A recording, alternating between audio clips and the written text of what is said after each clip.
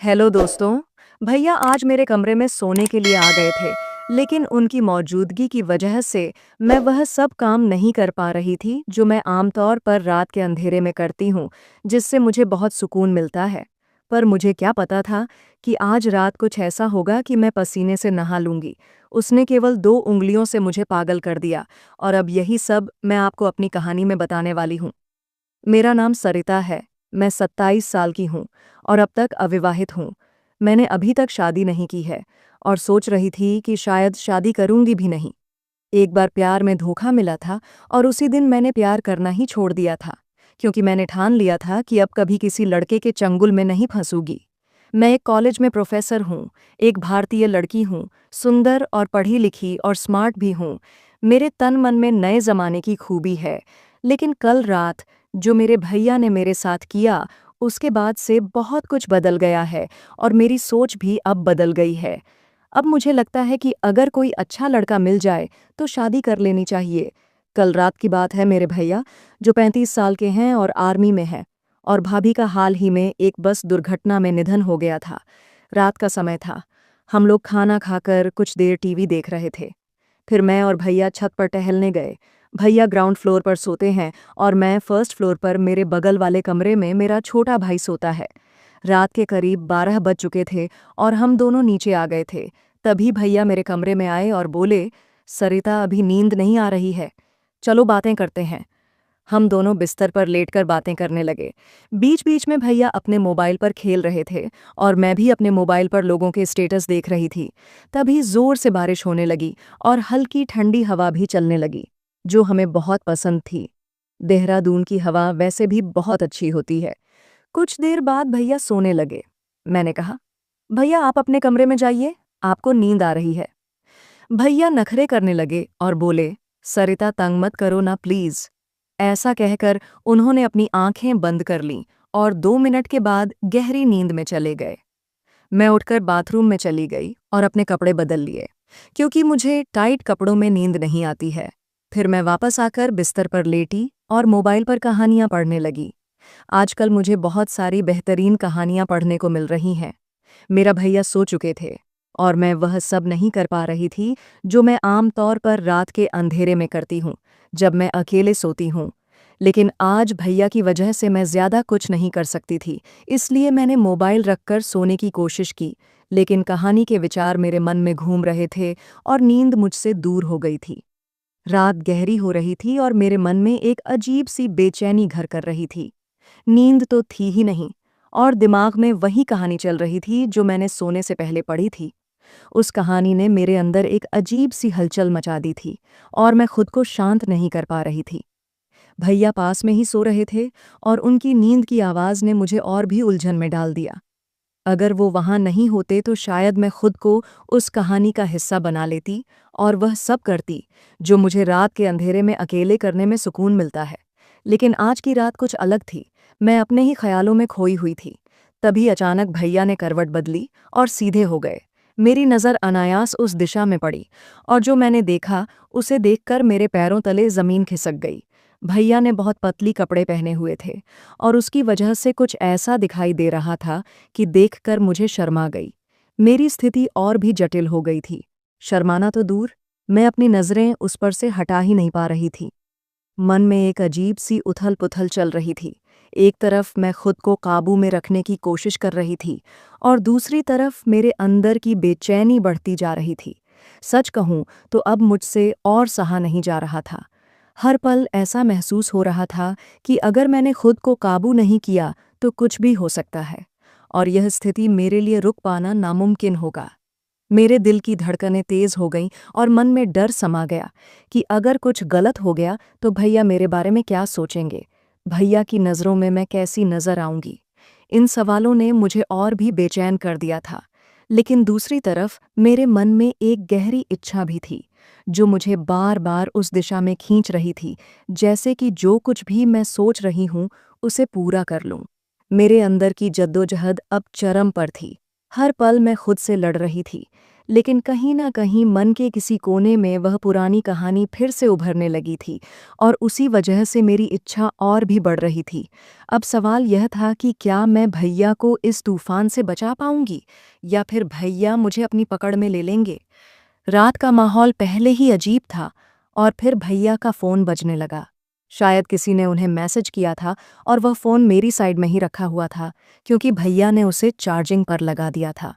सोने से पहले भैया गहरी नींद में सो रहे थे, लेकिन फ़ोन पर लगातार मैसेज आ रहे थे और उनकी आवाज़ ने मेरी बेचैनी को और बढ़ा दिया। मैंने सोचा क्यों ना फ़ोन को साइलेंट कर दूं ताकि आवाज़ बंद हो जाए, लेकिन साथ ही मेरे मन में एक सवाल उठ रहा था। इतनी रात को भैया को कौन मैसेज कर रहा होगा? मुझे भैया के फ़ोन का पासवर्ड पता था, इसलिए बिना किसी संकोच के मैंने उनका फ़ोन चेक किया। जैसे ही मैंने स्क्रीन पर नज़र डाली तो पाया कि भैया की गर्लफ्रेंड उन्हें कई मैसेज भेज रही थी। एक अजीब सी जिज्ञासा ने मुझे घेर लिया और मैं सोचने लगी कि आखिर वह वीडियो किस बारे में होगी। मैंने सोचा क्यों ना एक बार देख ही लिया जाए कि वीडियो में क्या है। जैसे ही मैंने वीडियो चालू की, मेरी आंखें जैसे फटी की फटी रह गई। मुझे समझ ही नहीं आ रहा था कि मैं क्या देख रही थी। उस वीडियो में जो कुछ भी दिखाया जा रहा था वह मैं कभी भी नहीं सोच सकती थी।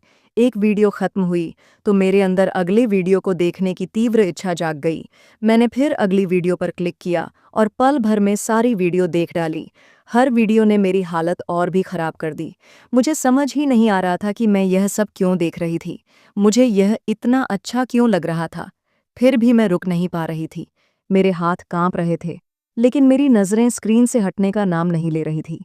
हर गुजरते पल के साथ मेरी बेचैनी बढ़ती जा रही थी। मैं खुद से जूझ रही थी। यह क्या कर रही हूँ? यह सवाल बार बार मेरे दिमाग में गूंज रहा था, लेकिन अब मैं खुद से बेकाबू होते जा रही थी। वह वीडियो मेरे अंदर के तूफान को और बढ़ा रहा था। अब मेरे अंदर एक अजीब सी हिम्मत आ गई थी, या कहूँ कि मैं अपनी इच्छाओं के सामने बेबस हो गई थी। मैंने फैसला कर लिया था कि जो होगा देखा जाएगा। अब मैं वही करने जा रही थी जिसे मैं लंबे समय से रोकने की कोशिश कर रही थी। मेरे हाथ कांप रहे थे, दिल की धड़कनें तेज हो रही थीं। मैं धीरे धीरे भैया के पास खिसक गई और उसके पास लेट गई। कुछ ऐसा हुआ जैसे कुछ हुआ ही ना हो। मन में हलचल मची थी, लेकिन मैंने खुद को संभाले रखा। थोड़ी देर तक मैंने सोने का नाटक किया, ताकि अगर वह अचानक जाग जाए तो उसे यह लगे कि मैं गहरी नींद में हूँ। दिल की धड़कन तेज हो रही थी, लेकिन मेरे चेहरे पर शांति का आवरण था। फिर मैंने धीरे धीरे अपना पैर भैया के ऊपर रख दिया, ऐसा जैसे नींद में अनजाने में कुछ पल ठहर गए हों और भैया हरकत का इंतजार करने लगे हो। लेकिन कोई हलचल नहीं हुई, वह अभी भी गहरी नींद में थे।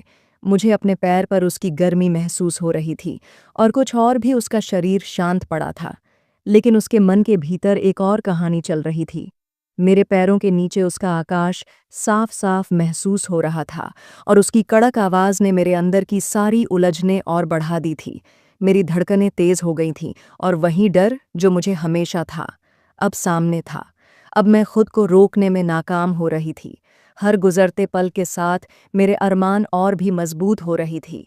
मुझे पता था कि अगर अब मैंने खुद को काबू में नहीं किया तो कुछ ऐसा हो जाएगा जिससे पीछे हटना मुमकिन नहीं होगा। लेकिन कुछ ही क्षणों में मेरा दिल और दिमाग जैसे आपस में जंग लड़ रहे थे और मैं धीरे धीरे अपने दिल के सामने हार रही थी। मैंने फिर से अपने पैर को हल्के से हटाया, ये जानने के लिए कि उसकी नींद कितनी गहरी है, लेकिन कोई हलचल नहीं हुई। अब मेरा दिमाग ठंडा हो रहा था और बस एक ही बात मन में गूंज रही थी। रात और खामोशी मेरे अंदर एक तूफान ला रहे थे। हर पल के साथ मेरी हिम्मत बढ़ती जा रही थी। मैंने जो कदम उठाया था, अब पीछे हटना मुमकिन नहीं था, लेकिन उस समय मुझे यह नहीं पता था कि वह सोया नहीं था। दरअसल वह गहरी नींद में नहीं था, बल्कि वह तो शुरू से ही सोने का नाटक कर रहा था। मेरे हर कदम का उन्हें पहले से अंदाज़ा था, जो मैंने अनजाने में किया। वह सब भैया ने जानबूझकर देखा। शायद मुझे सज़ा देने के लिए भैया चुपचाप लेटे हुए थे। मैं पूरी तरह से अनजान थी कि उनकी आंखों में बंद होने के बावजूद उनका दिमाग पूरी तरह से जाग रहा था। मेरे दिल में हलचल मची, लेकिन भैया की कोई प्रतिक्रिया न देखकर मैं और भी उत्साहित हो गई। ठीक तभी जब मैं कुछ और करने वाली थी, उन्होंने अपनी आंखें खोल दीं। मेरे दिल की धड़कन जैसे रुक सी गई। ऐसा क्या हो गया? जैसे ही उनकी आंखें खुलीं, मैंने तुरंत अपनी आंखें बंद कर लीं। वह सोने का नाटक करने लगी, लेकिन मेरे दिल में घबराहट और बेचैनी साफ नजर आ रही थी। मुझे पता था कि मैंने खुद को एक बड़ी मुसीबत में फंसा लिया है, लेकिन अब जो होने वाला था, उसके लिए मैं बिल्कुल भी तैयार नहीं थी। तभी भैया ने मुझे उस हालत में देख लिया। कुछ कहने से पहले ही उसने बिना किसी झिझक और शर्म के अपना कदम आगे बढ़ा लिया। उसके बाद जो हुआ, वह मेरे लिए किसी बड़े आघात से कम नहीं था। लगातार 4 घंटे तक वह मेरे साथ कुछ ऐसा करते रहे जिसे मैं कभी नहीं भूल सकती। उस वक्त ने मेरी पूरी दुनिया ही बदल दी। लेकिन इस कहानी का अंत यही नहीं है जो 4 घंटे तक हुआ। उसकी पूरी सच्चाई मैं आपको अगले भाग में बताऊंगी। अगर आप जानना चाहते हैं कि आगे क्या हुआ था, तो मेरे चैनल को सब्सक्राइब ज़रूर कीजिएगा, ताकि आप इस दिलचस्प और सस्पेंस से भरी कहानी का अगला भाग एंजॉय कर सकें। मैं आपकी प्यारी दोस्त मिलती हूँ आपसे अगले वीडियो में।